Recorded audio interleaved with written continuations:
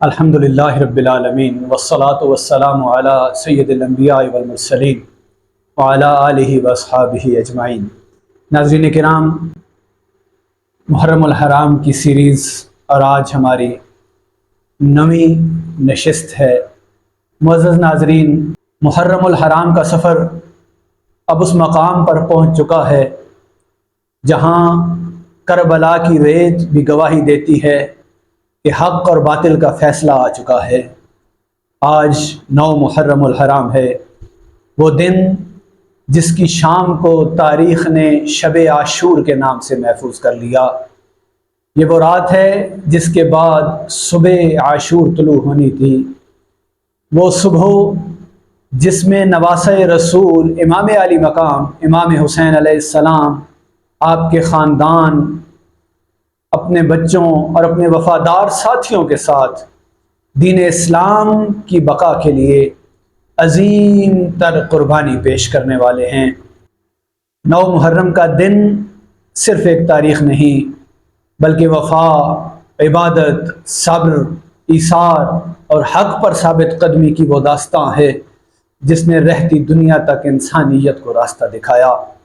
ناظرین، کربلا کے میدان میں کئی دنوں سے پانی بند تھا، خیموں میں پیاس کی شدت ہے، ننھے بچوں کے خشک ہونٹ، ماؤں کی بے چین نگاہیں، بیمار کربلا امام زین العابدین کی کمزوری اور خواتین اہل بیت کا صبر، یہ سب اس عظیم تر امتحان کی شدت کو ظاہر کر رہا ہے۔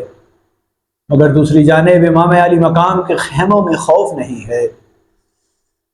امام علی مقام جانتے ہیں کہ یہ جنگ صرف زمین کے ایک ٹکڑے کی جنگ نہیں ہے، یہ جنگ اقتدار کی جنگ نہیں ہے، یہ جنگ اس بات کے لیے ہے کہ دین محمدی کو ظلم، جبر، جھوٹ اور بے اصولی کے ہاتھوں سے یرغمال نہ بننے دیا جائے۔ 9 محرم کی شام جب سورج غروب ہونے کے قریب تھا، دشمن کی فوجوں میں حرکت تیز ہونے لگی۔ عمر بن سعد کے لشکر نے حملے کی تیاری شروع کر دی۔ امام علی مقام امام حسین علیہ السلام نے اپنے بھائی حضرت عباس علمدار کو دشمن کے پاس بھیجا کہ جائیں اور پتہ کریں کہ کیا ارادہ ہے ان کا۔ حضرت عباس علمدار دشمن کے لشکر کی طرف گئے، وہاں سے جواب آیا کہ امام علی مقام یزید کی بیعت کر لیں یا جنگ کے لیے تیار ہو جائیں۔ یہ وہ لمحہ تھا جب دنیاوی سوچ رکھنے والا انسان شاید جان بچانے کے لیے سمجھوتا کر لیتا، لیکن امام علی مقام کا مقصد جان بچانا نہیں تھا، آپ کا مقصد حق کو زندہ رکھنا تھا۔ امام حسین امام علی مقام نے فرمایا کہ دشمن سے ایک رات کی مہلت مانگو۔ یہ مہلت خوف کی وجہ سے نہیں تھی، یہ مہلت اس وجہ سے تھی کہ امام علی مقام اور ان کے ساتھی اس آخری رات کو اپنے رب کے حضور عبادت میں گزارنا چاہتے تھے۔ امام علی مقام کو نماز سے، تلاوت کلام سے، دعا سے اور مناجات سے جو محبت تھی، جو الفت تھی، وہ چاہتے تھے کہ عاشور کی صبح سے پہلے کی جو رات ہے یہ اللہ کی بارگاہ میں جھک کر اس کی حمد و ثنا کر کے اور اس سے تعلق کو مزید مضبوط کر کے گزاری جائے۔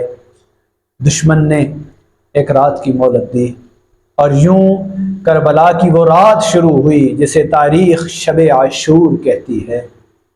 ناظرین، ذرا تصور تو کیجئے، ایک طرف دشمن کا وسیع لشکر، ہزاروں سپاہی، ہتھیاروں سے لیس، گھوڑے اور جنگ کی تیاریاں، دوسری طرف چند نفوس، اہل بیت کے خیمے، پیاسے بچے، بیمار نوجوان، مائیں، بہنیں اور بیٹیاں۔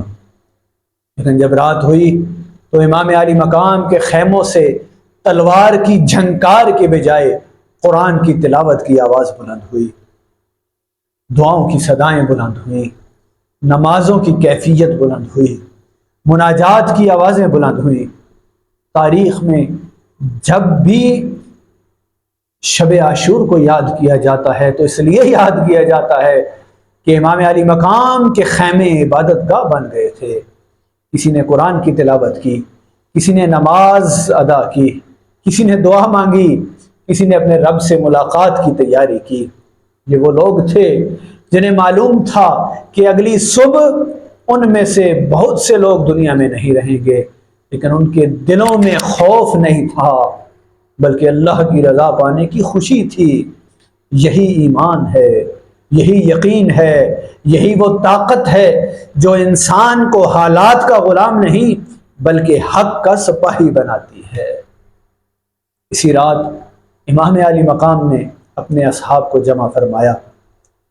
امام علی مقام نے اللہ کی حمد و ثنا بیان کی اور اپنے وفادار ساتھیوں کی وفاداری کو سراہا۔ پھر ان کے سامنے حقیقت بیان کرتے ہوئے فرمایا کہ یہ لوگ صرف میری جان کے دشمن ہیں، اگر تم چاہو تو رات کی تاریکی میں چلے جاؤ، میں تم سے کوئی شکوہ نہیں کروں گا۔ یہ امام حسین علیہ السلام کی عظمت تھی۔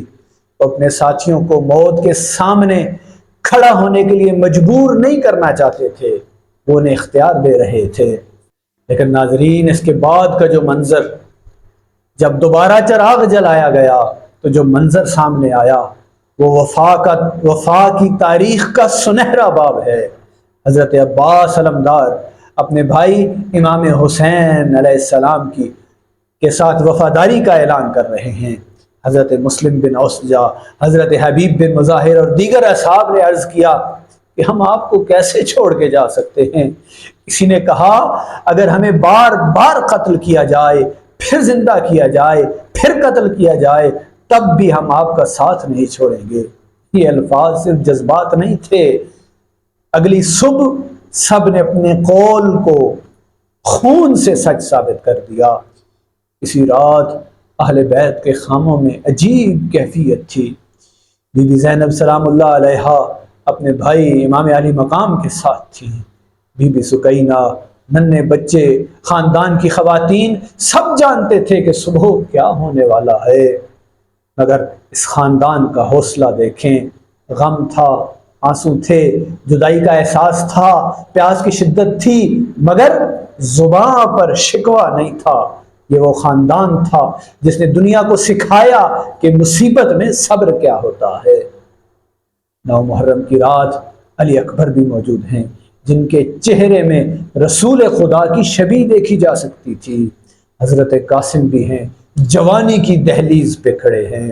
حضرت عباس علمدار لشکر، وفا کے علمدار، اور خیموں میں معصوم بچے بھی ہیں جن کی پیاس نے کربلا کے دکھ کو اور زیادہ گہرا کر دیا۔ مگر اس پوری رات میں ایک چیز مشترک تھی، وہ تھا امام علی مقام سے وفاداری۔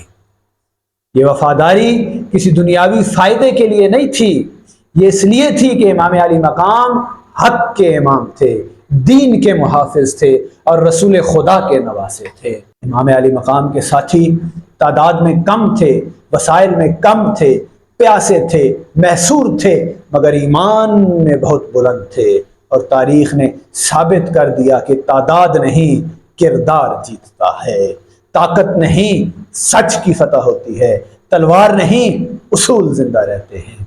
آج 9 محرم کی رات ہمیں خود سے سوال کرنے کا موقع دیتی ہے، کیا ہم اپنی نمازوں کی حفاظت کرتے ہیں؟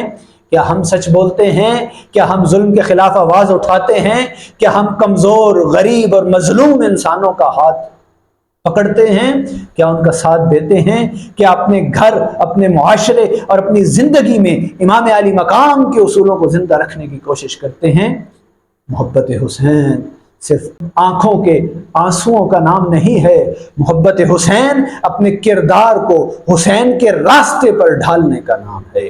اگر ہم جھوٹ چھوڑ دیں، ناانصافی سے بچیں، کسی کا حق نہ ماریں، کمزور کی مدد کریں، نماز اور اخلاق کو مضبوط کریں، تو یہی کربلا کا عملی پیغام ہوگا۔ ناظرین، 9 محرم کی رات ختم ہو رہی ہے، کربلا کی ریت خاموش ہے، خیموں میں عبادت جاری ہے، اور دشمن کے لشکر میں جنگ کی تیاری ہو رہی ہے، اور امام علی مقام کے ساتھی رب سے ملاقات کے لیے تیار ہو رہے ہیں۔ صبح عاشور قریب ہے، وہ صبح جو دنیا کی تاریخ بدل دے گی، وہ صبح جس میں خون بہے گا، وہ صبح جس میں مقدس خون ریگزار کربلا پہ گرے گا، مگر اسلام زندہ ہو جائے گا۔ اسلام زندہ ہوتا ہے ہر کربلا کے بعد۔ وہ صبح جو ظاہری طور پر جس میں چند افراد شہید ہوں گے، مگر حقیقت میں ظلم کی بنیادیں ہل جائیں گی۔ تا قیامت ذکر سے روشن رہے گی یہ زمین، ظلمتوں کے شب میں ایک روشنی ہے کربلا، ظلمتوں کی شام میں ایک روشنی ہے کربلا۔